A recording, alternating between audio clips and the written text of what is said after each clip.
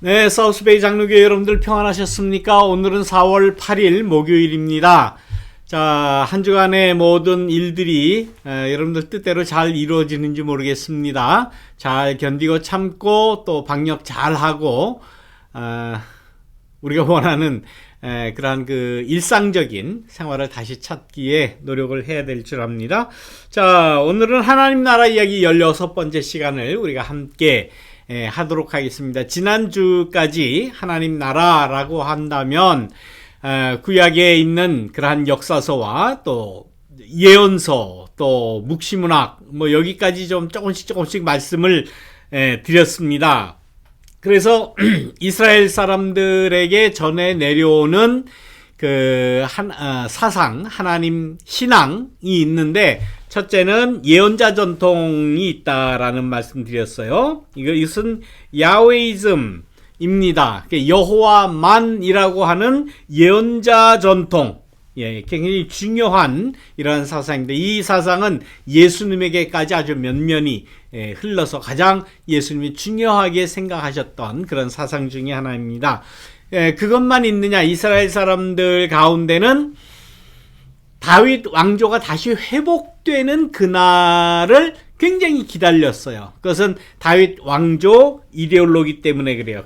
킹 데이비드 다이너스티 이데올로기 때문에 그런 다윗 왕조의 재건, 부활을 하나님의 나라, 하나님의 뜻이 이루어지는 그런 세상이라고 생각을 했다는 겁니다. 그 다음에 또 한 가지 이제 사상이 있었는데 지난주일 말씀드린 대로 아포칼립스라고 하는 묵시 사상이 생겨났다고 그랬죠. 이 묵시 사상은 이스라엘 역사 가운데 이스라엘 나라가 남북으로 갈라지고 그러니까 굉장히 세력이 약화되고 왕권이 약화되고 다른 나라에 또 침략을 받게 되고 영향을 받게 되고 급기야는 바벨론의 포로로 잡혀가는 그러한 와중에 억압적인 상황이 되니까 자기의 사상이나 자기의 신앙을 마음대로 내놓을 수가 없었어요. 그래서 생겨난 사상이 있는데 이것이 바로 묵시문학 혹은 묵시사상이라는 것이 생겨났다는 거죠. 그래서 이 묵시사상도 역시 하나님의 나라가 어떠한 나라인가, 하나님의 뜻, 그 예언자 전통에서 이야기하는 이 야훼이즘, 여호와만이라고 하는 이 그 사상과 연결이 되어서 하나님만이라고 하는 것이 뭘까라는 그 신앙을 나름대로 굉장히 좀 그 다른 언어로 우리가 알 수 없는 그러한 언어로 이렇게 막 표현된 게 나옵니다. 그 대표적인 이 묵시문학의 영향을 받은 대표적인 성경, 구약 성경이 다니엘서예요. 다니엘 느부갓네살 왕에게 많은 핍박을 받죠. 그래도 그 중에 느부갓네살 왕의 그 총애를 받았던 다니엘과 세 친구들 그 이야기, 그 다니엘서의 그 상황이 묵시문학 영향을 가장 많이 받은 그러한 그 구약 성서 작품 중에 하나이다라는 그런 대표적인 것만 일단은 알아주시기 바랍니다. 다윗 왕조가 언제 회복되겠느냐? 하나님만이라고 하는 하나님 주권 사상이 언제 이렇게 활짝 다시 피어날 수 있겠느냐라고 생각을 했던 이 유대 사람들, 그 하나님의 나라에 대해서 지금 당장 이루어지지 않으니까 언젠가는 이루어질 것이다. 그날이 오면 하나님의 뜻이 펼쳐지고 하나님의 나라가 이루어지고 하나님의 그 여호와만이라고 하는 그 현실이 우리에게 다가올 것이다. 근데 지금은 아니다. 지금은 이런 이야기 했다가 내가 다칠 수 있다. 내가 잡혀갈 수 있다. 이런 상황이에요. 그러다가 보니까 하나님의 나라 혹은 하나님의 주권이라고 하는 그 하나님 그 만이라고 하는 사상이 굉장히 피한적인 성격을 띠게 된다는 겁니다. 이게 정격이라고 해요. 성격을 띠게 된다는 거예요. 굉장히 피한적으로 생각해요. 나중에 지금 우리도 그렇지 않아요. 우리가 하나님의 나라에 대해서 지금 이야기하는데 하나님의 나라 그러면 뭔가 이렇게 딱 잡힙니까? 안 잡히죠. 그래서 생각난 것이 피한적인 생각이에요. 그래서 우리가 죽으면 들어가는, 소위 말하면 천당 간다 그러죠. 그것이 하나님의 나라다라고 막연하게 생각을 해요. 굉장히 피한적인 그러한 그 개념으로 우리가 생각하게 되는 이유가 바벨론 포로 시절이나 지금이나 마찬가지예요. 그런데 미리 좀 말씀드려. 예수님께서 뭐라고 말씀하셨습니까? 하나님의 나라에 대해서 말씀하실 때 하나님의 나라는 이미 너희에게 왔다. 이미 너희에게 도달되어 있다. 혹은 너희 가운데 하나님의 나라가 이미 이루어졌다라고 말씀을 하시잖아요. 그러니까 예수님께서 말씀하시는 그 하나님의 나라라고 하는 것은 우리가 분명히 우리 가운데 있다는 이 예수님의 말씀을 믿는다면 찾아야 돼요. 찾아야 된다고. 무엇이 하나님의 나라냐? 어떤 현실이 하나님의 나라냐? 나중에 죽어서 가는, 나중에 보상으로 받는 그 하나님의 나라. 신약 성경에도 많이 그런 그 피한적인 하나님의 나라에 대한 모습이 많이 있죠. 특히 이 계시록, 그 묵시록도 이 묵시사상 아니에요. 요한계시록. 예? 요한계시록도 묵시사상, 묵시문학의 영향을 받은 그런 그 작품이에요. 뭔 말인지 몰라요. 12영이 있고, 14만 4천이 있고, 666이 나오고, 아주, 이게 도대체가 뭔지 알 수 없는 언어들로. 그게 묵시문학이라고 하는 문학의 형태가 그래요. 뭔지 몰라요. 왜? 정확하게 이야기하면은 잡혀가니까. 그래서 풀어보니 666이라고 하는 것은 그 당시에 예수님 초대교회 당시 교회를 핍박했던 네로라고 하는 그 네로의 그 이름을 풀어서 숫자를 이렇게 대입해서 하다가 보니까 666이라는 그런 숫자가 나온다라는 거죠. 그래서 그 666을 그냥 요한계시록에 갖다가 쓴 거예요. 그래서 그 해석에 의하면 그 문자를 숫자로 이렇게 환산해서 풀어보니 사탄 혹은 네로라고 하는 네로의 황제가 숫자로 풀어보니 666이었다라고 이야기하는 거예요. 그러니까 직접 네로가 사탄이고 네로가 나중에 저주를 받고 사탄이 되겠다 이렇게 이야기하면 어떻게 합니까? 당장 잡아가죠. 다시 말하면 언론이 통제된다고 그러죠. 언론을 막아버리는 거야. 함부로 말을 못하게 만드는 거예요. 옛날에 그런 것이 얼마나 많습니까? 일제시대 때 우리 다 그랬잖아요. 그 구한 말에 동학에서 그런 그 묵시문학적인 그런 노래나 표현들이 민중 가운데 많이 편만됐잖아요. 그 동학의 노래 가운데 새야 새야 파랑새야 녹두밭에 같이 봐. 녹두장군을 찬양하는 그런 그 말 아닙니까? 녹두장군 전몽준 이래가지고 찬양을 하면 당장 잡아가죠. 그러니까 이렇게 빗대어서 이야기하는 그러한 형식을 묵시문학이라고 그러는 건데, 그 묵시문학이 예언서에도 담겨 있고 신약의 그 요한계시록에도 많이 담겨 있고, 그러한 영향이 지금에까지 계속 흐르는데, 그 옛날이나 지금이나 공통적인 환경은 어떤 환경, 어떤 여건에서 그런 묵시문학이 생겨나느냐? 억압적인 상황. 그게 정확하게 직설적으로 이야기하면 잡혀가는 그런 상황에서 나타나는 거예요. 일본 그 강점 시대에 일본 제국이 조선반도를 강점했을 때에, 불법적으로 강점했을 때에 우리 조상들이 얼마나 일본 놈들한테 얼마나 많은 고난을 당했습니까? 그때 노래도 정확하게 부르지 못했어요.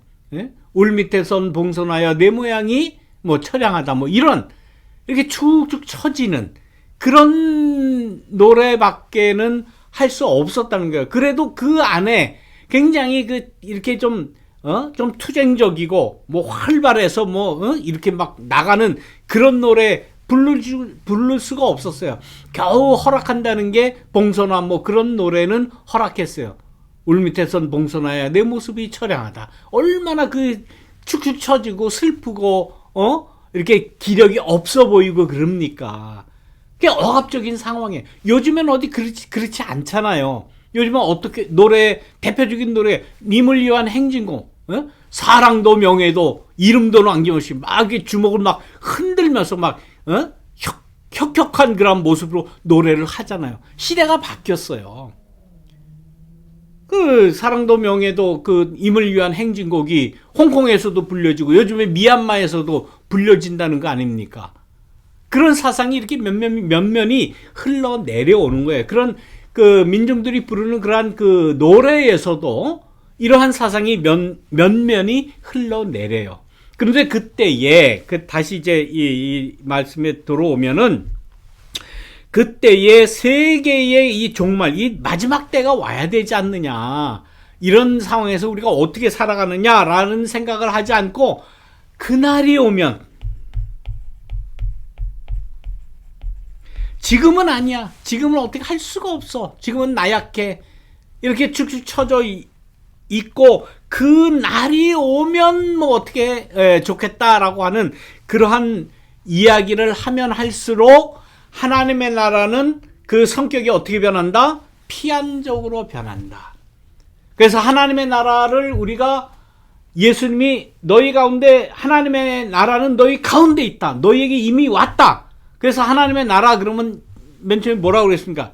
Already among you. 그렇게 이야기하잖아요. 이미 너희 가운데 왔다라고 이야기를 하잖아요. 그 가운데 왔으면 찾아야지 내가.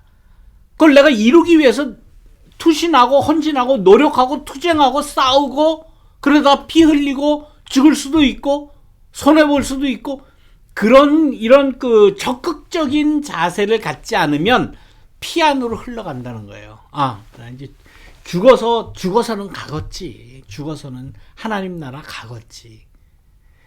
우리가 죽어서 가는 천당에 대해서 이렇게 너무 과대한 신앙을 갖는 그거 별로 그렇게 바람직하지 않아요. 나 죽어서 난 천당 간다. 신앙이 좋은 것 같죠? 그러면 갈 것 같죠? 이 땅에서 열심히 노력하지 않으면 죽은 다음에 모르겠어요. 단언하기는 싫은데, 단언하기는 싫은데, 우리가 지금 중요한 것은 죽어서 가는 저 세상에서 가는 그 하나님의 나라, 그 천당, 그 하나님의 나라는 우리에게는 지금은 중요하지 않아요.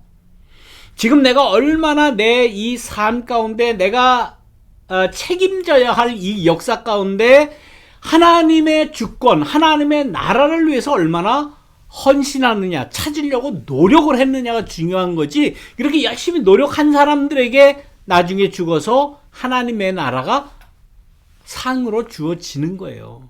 지금은 하나도 안 하다가 그냥 요렇게하고 가만히 있다가 나 죽으면 천당 간다, 나 죽으면 하늘나라 간다. 저는 아니라고 봅니다. 저는 나름대로 노력을 해야 돼요.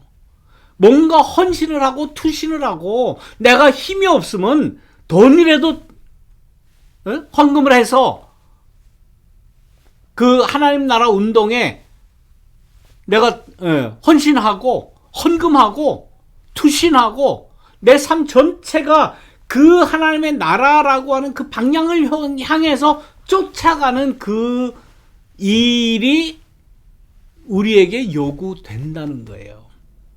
이게 예수님의 말씀이거든요. 너희에게 이미 왔다. 우리 가운데 있어요.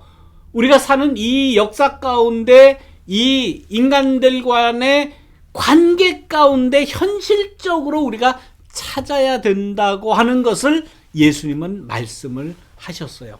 근데 이게 굉장히 힘들어요. 말같이 이렇게 쉽지 않습니다. 내가 헌신해야 돼요. 투신해야 돼요. 헌금해야 돼요. 내가 손해가 볼 수도 있어요. 예수님 십자가, 너희 십자가를 네가 지라는 말이 바로 그거예요. 쉽지 않습니다. 그냥 좋은 것만, 나에게 편한 것만, 내가 원하는 것만, 달콤한 것만 쪽쪽 빨다가 죽어서도 또 하늘나라 가면 얼마나 좋아. 이 세상에서 그냥 편하게 살다가 이 세상에서 즐길 거 다 즐기고 다 편안하게 살다가 나중에 죽어서도 또 하나님의 나라 천당 가면, 그런 사고를 한다면 그건 예수님이 말씀하신 그 하나님의 나라하고는 너무나도 멉니다.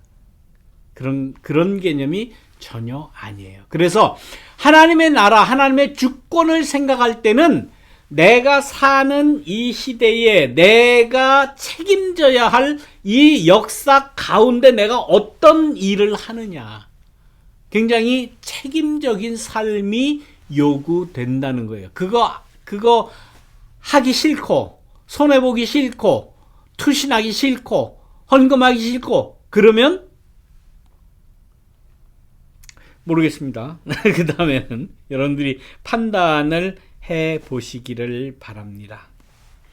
이러한 세 가지 이런 사상이 있는 가운데 자꾸 피안으로 다른 세상으로, 다음 세상으로 이렇게 피안적으로 생각하는 그런 사상이 있었던 반면, 그러나 이스라엘에는 그 민족주의가 아직 남아 있었어요. 여기서 이 이스라엘의 민족주의다 그러면은 여호와만이라고 하는 그 예언자 전통, 거기에 서 있는 사상을 이야기하는 거예요. 세계의 파국 이후 새 세계의 담지자. 그러니까 하나님의 나라가 이루어진다면 그 하나님의 나라를 누가 이룰 것이며, 어떻게 이룰 것이며, 어떻게 헌신할 것이며 하는 이 담지자, 책임을 지는 사람, 이루어가는 사람, 이 사람을 자신들로 환상한다 라고 구약 성경에는 면면이 나온다는 말씀입니다. 이것이 예언자 전통이고, 이러한 그 예언자 전통이 예수님에게 이렇게 아주 환하게 꽃을 피운다라고 할까요? 아주 확신을 가지고 모든 인류에게 이렇게 선포를 하시는 거예요. 그래서 예수님의 말씀의 핵심, 가장 중요한 그러한 그 예수님의 말씀이 하나님의 나라였어요. 하나님의 나라가 너희에게 가까이 왔다.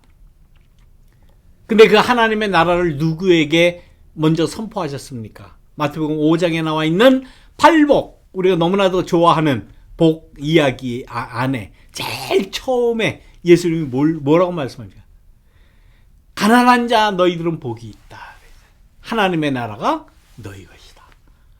그 하나님의 나라는 너희들이 찾고 만들고 이루어가야 되는 그 하나님의 나라인데, 그 하나님의 나라가 누구에게 있다? 가난한 사람에게 있다라고 말씀을 하심으로써 하나님의 나라에 대한 성격을 분명하게 우리에게 선포를 하셨다라는 말씀입니다. 하나님 나라의 주체가 누구냐, 담지자가 누구냐. 지금 가난하지만은 너희들이 하나님의 나라를 이루어갈 수 있고, 너희들이 하나님 나라의 주인이고 너희들이 하나님 나라의 담지자다, 만들어갈 사람이다 라고 선포를 하신 것이다 라는 그런 말씀입니다. 우리가 하나님 나라의 담지자입니다. 이 믿음을 확실하게 간직하는 저와 여러분 되시기를 간절히 소원합니다. 자, 다음 주에 또 우리 하나님 나라 이야기, 이제 17번째 시간이 되겠나요? 17번째 시간 만날 때까지 여러분들 평안히 계시기를 바랍니다. 여러분들 안녕.